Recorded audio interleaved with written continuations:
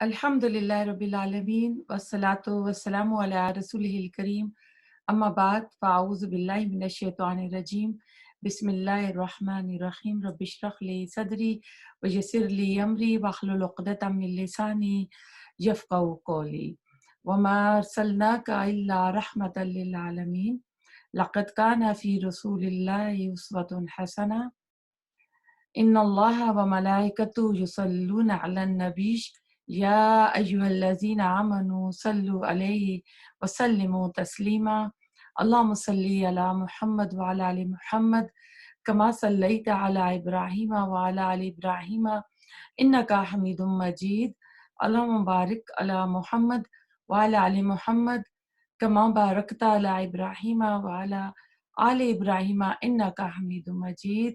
सीरत रसूल सल्लल्लाहु अलैहि वसल्लम के सिलसिले में आज क्लास नंबर जो है 22 शुरू हो रही है। पिछली क्लास में हिजरत जो स्टार्ट हुई उसके ऊपर बात हो रही थी कि किस तरह आप हज़रत अबू बकर सिद्दीक के साथ निकले और गारे सोर में आकर 3 दिन ठहरे और किस तरह अब्दुल्ला बिन अबी बकर और अबू बकर सिद्दीक रज़ी अल्लाह ताला अन्हु के जो गुलाम थे आमिर बिन फ़ुहैरा और अस्मा बिन्त अबी बकर किस तरह खाना लाते थे, आते थे, जाते थे और किस तरह वो उनके कदमों के निशानों पर बकरियां चला के उनके निशान जो थे मिटा देते थे। अब ऐसा है कि उसके बाद ऐसा था कि 3 दिन तक कुरैश जो थे लगातार कोशिशें करते रहे। उन्होंने तकरीबन मक्का से बाहर जाने वाले जितने रास्ते थे उनके ऊपर नाकाबंदियां लगा दी, पहरे बैठा दिए कि जो भी उधर से गुजरे अगर अबू बकर सदीक और रसूलुल्लाह सल्लल्लाहु अलैहि वसल्लम उधर से नजर आए तो उनको या जिंदा पकड़ दें या मार दें। और उन्होंने इसके ऊपर 100 ऊँटों का इनाम रखा हुआ था। तो अब कुरैश का ये हाल था कि जब उन्होंने देखा कि उनका जो मंसूबा कत्ल था रसूलुल्लाह सल्लम का कि वो गुजर गया, तो अब ऐसा है इसके ऊपर भी बात हुई थी कि अगले दिन उन्होंने हज़रत अली को घसीट कर काबा तक ले गए थे और कुछ अरसा उन्हें अपने पास जैसे हिरासत में रखा कि कुछ खबर लग जाए। लेकिन ऐसा था कि हज़रत अली को कुछ भी मालूम नहीं था। तो वो फिर उन्होंने क्या किया, उसके बाद अबू बकर सिद्दीक के घर आए, दरवाज़ा खटखटाया। हज़रत अस्मा बिन्त अबी बकर आईं तो उनसे पूछा कि तुम्हारे अब्बा कहाँ हैं? उन्होंने कहा कि मुझे नहीं मालूम। तो इस बार जो अबू जहल था उसने हाथ उठाकर उनके रुखसार पर इतने ज़ोर से दपड़ मारा कि उनके जो कान की बाली थी वो गिर गई।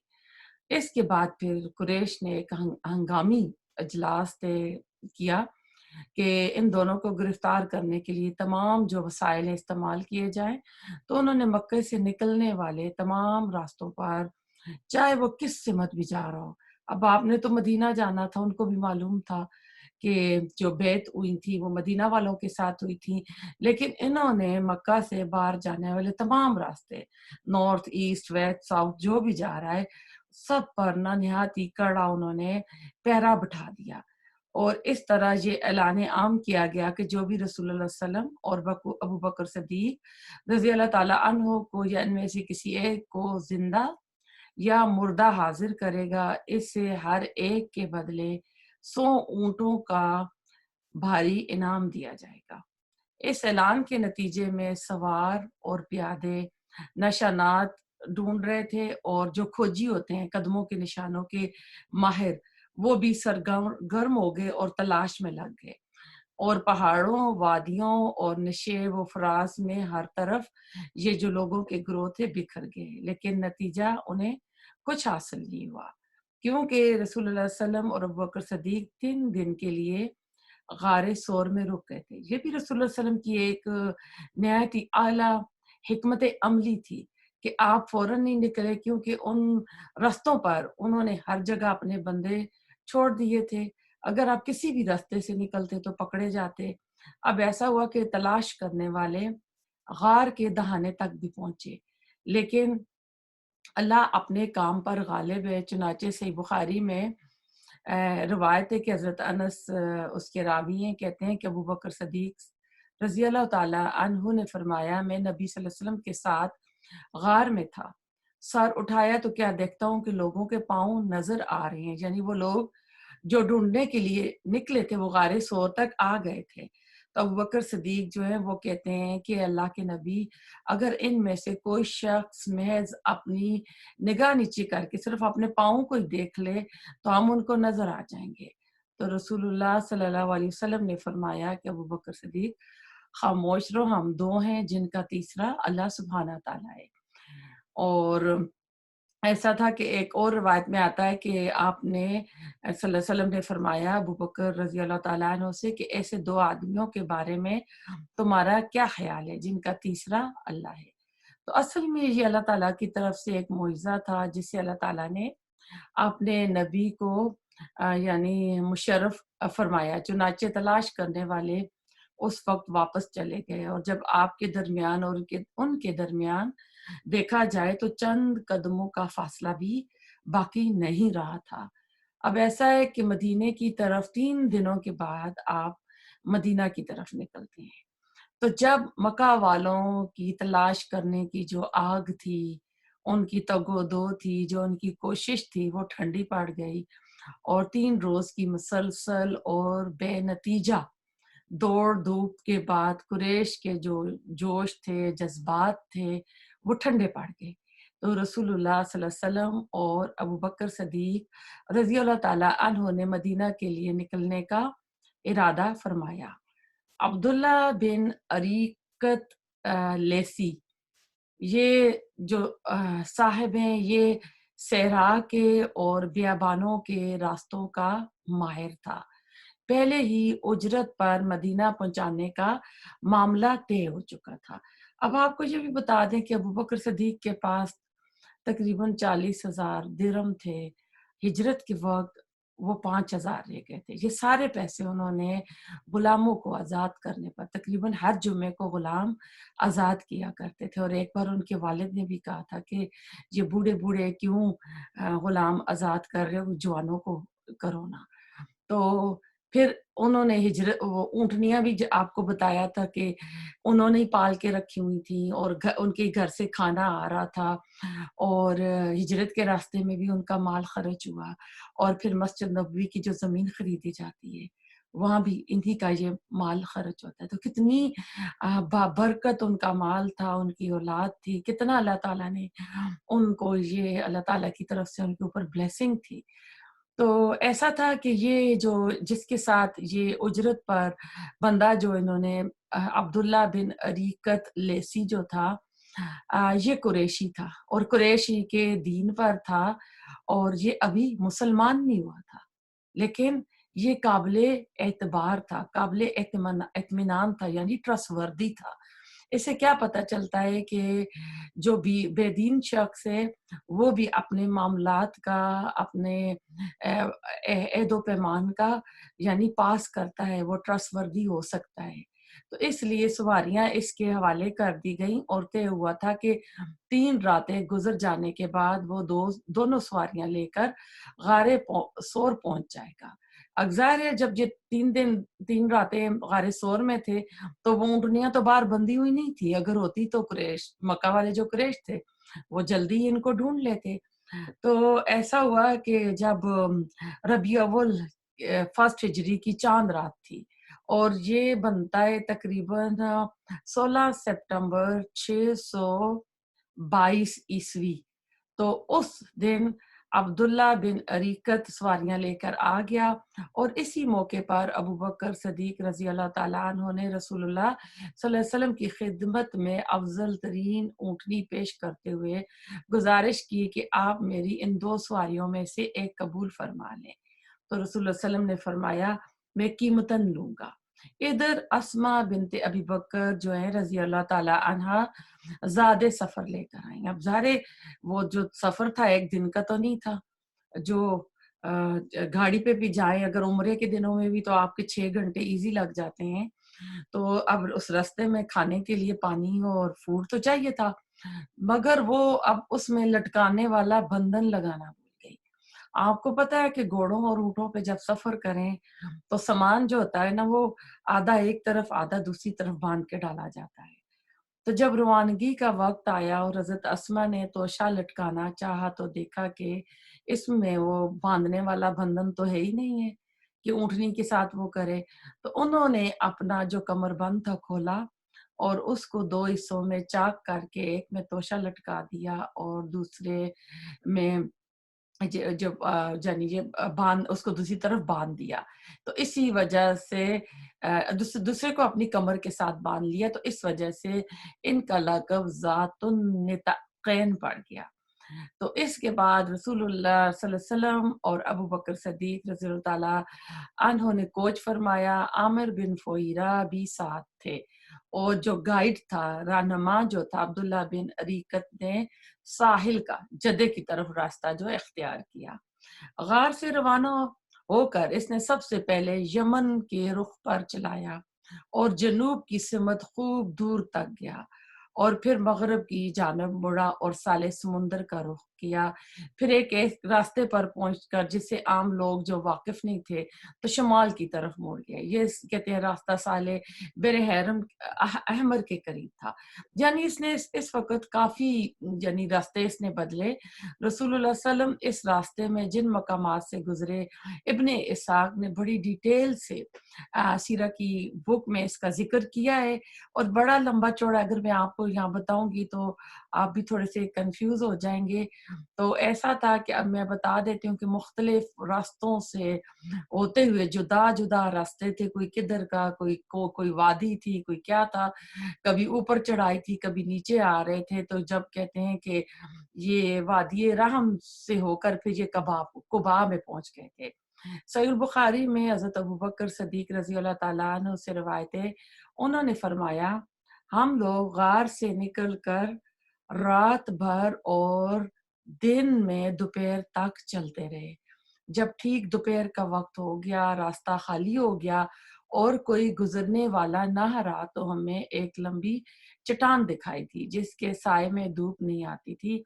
ہم وہیں اتر پڑے۔ میں نے اپنے ہاتھ سے رسول اللہ صلی اللہ علیہ وسلم کے سونے کے لیے ایک جگہ برابر کی، اس کے اوپر چادر بچھائی کہ آپ سو جائیں، اور میں آپ کے آس پاس کا جو ہے نا معائنہ کرنے کے لیے نکل کے آ کے آس پاس دیکھوں۔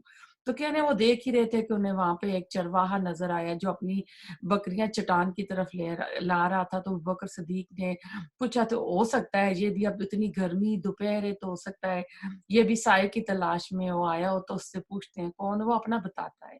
اس سے پوچھتے ہیں بکریاں ہیں، تو اس کی بکری سے دودھ لیتے ہیں، رسول اللہ صلی اللہ علیہ وسلم کے لیے بھی اور اپنے لیے بھی اس سے دودھ لے کر پیتے ہیں۔ اس سفر میں ابو بکر کا صدیق رضی اللہ تعالیٰ عنہ کا طریقہ یہ تھا کہ وہ نبی صلی اللہ علیہ وسلم کے ردیف رہا کرتے۔ ردیف کہتے ہیں پیچھے والا، سواری پر پیچھے بیٹھنے والا۔ چونکہ ابو بکر صدیق رضی اللہ تعالیٰ عنہ پر بڑھاپے کے آثار جو ہے واضح ہو گئے تھے، اس لیے لوگوں کی توجہ انہی کی طرف جاتی تھی، اور نبی صلی اللہ علیہ وسلم پر ابھی جوانی کے آثار غالب تھے، اس لیے آپ کی طرف لوگوں کی توجہ کم ہوتی تھی۔ اس کا نتیجہ یہ تھا کہ کسی آدمی سے سابقہ پڑتا تو وہ ابو بکر صدیق رضی اللہ تعالیٰ عنہ سے پوچھتا کہ یہ آپ کے آگے کون سا آدمی ہے، تو وہ بتاتے کہ یہ آدمی مجھے راستہ بتاتا ہے۔ اس سے سمجھنے والا سمجھتا ہے کہ یہ جو صحرا کے راستے ہیں وہ بتا رہے ہیں، حالانکہ رسول اللہ صلی اللہ علیہ وسلم خیر کا راستہ بتانے والے تھے، ہدایت کا۔ اسی سفر میں ایسا تھا کہ اس سفر میں رسول اللہ صلی اللہ علیہ وسلم کو 2 اور بندے ملتے ہیں، ایک ملتا ہے سراقہ بن مالک اور ایک بریدہ اسلمی۔ سراقہ بن مالک خود اس کا سناتے ہیں، کہتے ہیں کہ کچھ لوگ آئے مکہ میں ساحل کی طرف سے، تو انہوں نے کہا کہ ہم نے کچھ لوگوں کو دیکھا ہے کہ وہ جا رہے ہیں، تو کہیں وہ رسول اللہ صلی اللہ علیہ وسلم اور ابوبکر صدیق کا بتاتے ہیں کہ وہ تو نہیں ہے۔ تو سراقہ بن مالک کہتے ہیں میں دل میں سمجھ گیا تھا کہ یہ وہی ہیں، لیکن میں ان کو کہتا ہوں نہیں نہیں یہ وہ نہیں ہے، یہ کوئی اور ہے۔ اس کے بعد کہتے ہیں میں نے سواری لی اور میں نکلا، کیونکہ 100 اونٹوں کا انعام تھا۔ تو اب جب پہنچا وہاں تو رسول اللہ ابو بکر صدیق رضی اللہ تعالیٰ عنہ دیکھتے ہیں اور کہتے ہیں کہ سراقہ آ گیا ہے، تو رسول اللہ صلی اللہ علیہ وسلم فرماتے ہیں کہ کچھ بھی نہیں ہوگا۔ آپ نے دعا کی تو زمین تو پتھریلی تھی، لیکن وہیں پر سراقہ کی جو سواری تھی وہ زمین کے اندر دھسنے لگی، اور سراقہ جو ہے وہ سمجھ گیا کہ یہ رسول اللہ صلی اللہ علیہ وسلم نے میرے لیے دعا کی ہے یا بد دعا کی ہے، اس کا نتیجہ ہے۔ تو وہ کہتا ہے کہ نہیں میں آپ لوگوں کو کچھ نہیں کہوں گا، اور ادھر جو لوگ باقی آ رہے ہیں میں ان کو بھی منع کروں گا، اور وہ سمجھ گئے کہ اللہ تعالیٰ کے یہ سچے رسول ہے لیکن ایمان ابھی نہیں لائے۔ اور پھر کہتے ہیں کہ جب آپ کو غلبہ مل گیا تو کیا آپ مجھے امان دیں گے؟ تو رسول اللہ علیہ وسلم کہتے ہیں کہ ہاں۔ تو اس کے بعد وہ کہتا ہے کہ آگے فلاں زمین پہ جائیں گے، وہ کچھ علامت بھی بتاتے ہیں، وہاں میری زمین ہے، فارم ہوگا ان کا، اور کہہ رہے ہیں وہاں پر اونٹنیاں بھی ہوں گی، بکریاں بھی ہوں گی، تو جتنی چاہے آپ مرضی وہاں سے لے لینا۔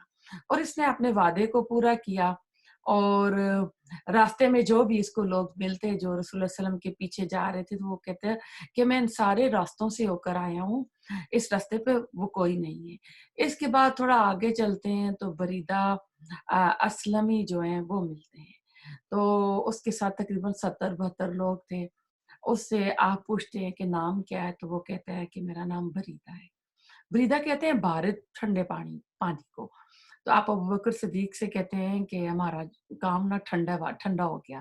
تو اس کا مطلب ہے کہ کسی کا کوئی نام کے میننگ اچھے ہوں تو اس سے اچھا مطلب لینا چاہیے۔ اسی طرح جب صلح حدیبیہ کا واقعہ ہوا تھا تو کچھ مذاکرات نہیں طے ہو رہے تھے، اور جب سہیل نامی بندہ آیا تو آپ نے کہا تھا کہ سہل آسانی سے، اب ہمارا مسئلہ جو ہے آسانی سے حل ہو جائے گا۔ تو یہاں پر بھی آپ نے یہی کہا۔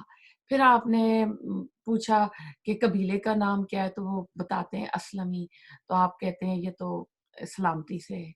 اور پھر اس کے پوچھتے ہیں شاخ کون سی، وہ سہم بولتے ہیں، تو وہ اس کا مطلب ہوتا ہے حصہ۔ تو آپ ابو بکر صدیق سے کہتے ہیں کہ اس میں ہمارے لیے حصہ ہے۔ تو اس کے بعد وہ سارے کے سارے لوگ جو ہے نا کلمہ پڑھ کے مسلمان ہو جاتے ہیں۔ پھر اسی سفر میں رسول اللہ صلی اللہ علیہ وسلم کا گزر جو ہے معبد خزائیہ کے خیمے سے ہوا۔ یہ ایک خاتون تھی، ہاتھوں میں گھٹنے ڈالنے، خیمے کے سین میں کہتے ہاتھوں میں گھٹنے ڈالے خیمے کے سین میں بیٹھی ہوئی تھی، آنے جانے والوں کو کھلاتی پلاتی تھی۔ آپ صلی اللہ علیہ وسلم نے ان سے پوچھا کہ کچھ ہے، تو بولی کہ بخدا ہمارے پاس کچھ ہوتا تو آپ لوگوں کی میں ضرور میزبانی کرتی، میں تنگی نہ کرتی، بکریاں بھی دور دراز ہیں اور یہ قحط کا زمانہ تھا۔ رسول اللہ علیہ وسلم نے دیکھا کہ خیمے میں ایک گوشے میں ایک بکری ہے۔ آپ اس کو فرماتے ہیں کہ ممابت یہ کیسی بکری ہے؟ وہ بولی کہ یہ تو بہت کمزوری ہے، اور اسے کمزوری نے ریوڑ سے پیچھے چھوڑ دیا، یعنی اپنے ریوڑ کے ساتھ بھی نہیں جا سکی۔ تو آپ نے کہا کہ اس میں کچھ دودھ ہیں، تو وہ بولی وہ اس سے کہیں زیادہ کمزور ہیں۔ آپ صلی اللہ علیہ وسلم نے فرمایا اجازت دو تو میں سے دو لوں؟ بولی ہاں، میرے ماں باپ آپ پر قربان ہو، اگر تمہیں اس میں سے کوئی دودھ دکھائی دے رہا ہے تو ضرور دو لیں۔ اس گفتگو کے بعد صلی اللہ علیہ وسلم نے بکری کے تھن پر ہاتھ پھیرا، اللہ کا نام لیا اور دعا کی۔ بکری نے پاؤں پھیلا دیے، تھن میں بھرپور دودھ اتر آیا۔ آپ نے معبد کا ایک بڑا سا برتن لیا جو ایک جماعت پی سکتی تھی، اور اس میں اتنا دودھ دعا کہ جاگ بھی اوپر آ گیا۔ پھر معبد کو پلایا، وہ بھی یعنی اچھی طرح سیر ہو کے انہوں نے پیا، اپنے ساتھیوں کو بھی پلایا، تو وہ بھی یعنی ان کی جو بھوک پیاس تھی وہ اس سے پوری ہو گئی۔ پھر اسی برتن میں دوبارہ آپ نے دودھ دوا تو وہ برتن جو ہے بھر گیا، اور آپ اسے معبد کے پاس چھوڑ کر چلے گئے۔ اب تھوڑی دیر گزری تھی کیونکہ رسول اللہ صلی اللہ علیہ وسلم تو جا چکے تھے۔ اس کے بعد جو ہے ان کے جو ہسبینڈ ہے ابو معبد، وہ اپنی کمزور بکریوں کو لے کر آئے جو بڑی مریل چال چل رہی تھیں، تو آئے تو حیران رہ گئے۔ انہوں نے جب بیوی کے پاس دیکھا کتنا برتن میں دودھ پڑا ہے، تو وہ پوچھتے ہیں کہاں سے آیا، کہ جب کہ بکریاں تو تھی ہی نہیں اور گھر میں تو دودھ دینے والی بکری نہیں تھی۔ تو وہ بولتی ہیں باخدا کوئی بات نہیں سوائے اس کے کہ ہمارے پاس ایک بابرکت آدمی گزرا جس کی ایسی اور ایسی بات تھی اور یہ حال تھا۔ بابت نے کہا تو یہ اس کے ہسبینڈ جو کہتے ہیں یہ تو وہی صاحب ہیں، صاحب قریشی ہیں جن کو تلاش کیا جا رہا ہے، جسے قریش ڈھونڈ رہے ہیں۔ تو کہتے ہیں اچھا ذرا ان کی کیفیت تو بیان کریں۔ اس پر محبت نے نہایت دلکش انداز سے رسول اللہ صلی اللہ علیہ وسلم کے اوصاف اور کمالات کا ایسا نقشہ کھینچا گویا سننے والا آپ کو اپنے سامنے دیکھ رہا ہے۔ کتاب یہ ایسا ہے کہ سیرہ کی کتاب میں اس کو قصیدہ بھی کہا جاتا ہے محبت کا۔ تو یہ سیرہ کی کتابوں میں موجود ہے۔ یہ اوصاف سن کر ابو محبت نے کہا واللہ یہ تو وہی سابق قریشی ہیں جس کے بارے میں لوگوں نے قسم قسم کی باتیں بیان کی ہیں۔ میرا ارادہ ہے کہ آپ صلی اللہ علیہ وسلم کی رفاقت یعنی ساتھ اختیار کروں، اور کوئی راستہ ملا تو میں ایسا ضرور کروں گا، یعنی میں ان سے ضرور ملاقات کروں گا۔ اب اسی اسنا میں مکے میں ایک آواز ابھری جسے لوگ سن رہے تھے، مگر اس کے بولنے والا دکھائی نہیں دے رہا تھا۔ اب یہ عربی کے الفاظ ہیں جو معبد نے کہے وہ ہیں، یا کچھ کہتے ہیں کہ یہ غیبی آواز آئی تھی، یہ رسول اللہ علیہ وسلم کے جو اوصاف ہیں بتائے گئے ہیں۔ تو اس میں کہ اللہ رب العرش ان دو رفیقوں کو بہترین جزا دے جو معبد کے خیمے میں نازل ہوئے۔ وہ دونوں خیر کے ساتھ اترے اور خیر کے ساتھ روانہ ہوئے، اور جو محمد صلی اللہ علیہ وسلم کا ساتھی ہوا وہ کامیاب ہوا۔ ہائے کسی، یہ مکہ کے جو ان کے سردار تھے، اللہ نے اس کے ساتھ کتنے بے نظیر کارنامے اور سرداریاں تم سے سمیٹ لیں۔ بنو کعب کو ان کی خاتون کی قیامگاہ اور مومنین کی نگہداشت کا پڑاؤ مبارک ہو۔ تم اپنی خاتون سے اس کی بکری اور برتن کے متعلق پوچھو، تم اگر خود بکری سے پوچھو گے تو وہ بھی شہادت دے گی۔ اب اس پر حضرت اسما رضی اللہ تعالیٰ عنہا کہتی ہیں کہ ہمیں نہیں معلوم تھا کہ رسول اللہ صلی اللہ علیہ وسلم، ابو بکر صدیق، فہیرہ بن عامر اور جو عبداللہ بن اریکت تھے، انہوں نے کس طرف راستہ اختیار کیا یا کس سمت جا رہے ہیں۔ کہہ رہے ہیں کہ جب ایک جن کی آواز، جو ایک آواز انہیں، یہ اشعار جو تھے نا معبد والے، یہ ایک آواز جو سنائے گئے، انہیں نظر نہیں، آواز آ رہی تھی، نظر نہیں آ رہا تھا بندہ۔ تو کہتے ہیں کہ یہ اشعار جو ہے مکہ سے پڑھتا ہوا کوئی گزرا، لوگ اس کے پیچھے پیچھے چل رہے تھے، اس کی آواز سن رہے تھے، لیکن خود اسے نہیں دیکھ رہے تھے، یہاں تک کہ وہ بلائی مکہ سے نکل گیا۔ وہ کہتی ہیں کہ جب ہم نے اس کی بات سنی تو ہمیں معلوم ہوا کہ رسول اللہ صلی اللہ علیہ وسلم نے کدھر کا رخ فرمایا ہے، یعنی آپ صلی اللہ علیہ وسلم کا رخ مدینہ کی جانب تھے، اور اس رستے میں جو یہ بتایا، اس کے بعد جو ہے قبا میں آپ پہنچیں گے اور کس طرح استقبال ہوگا، وہ انشاءاللہ ہم اگلی کلاس میں اس کے اوپر بات کریں گے۔ ربنا تقبل منا انک انت السمیع العلیم وتب علینا انک انت التواب الرحیم، سبحانک اللہم بحمدک، نشہد ان لا الہ الا انت، نستغفرک ونتوب الیک۔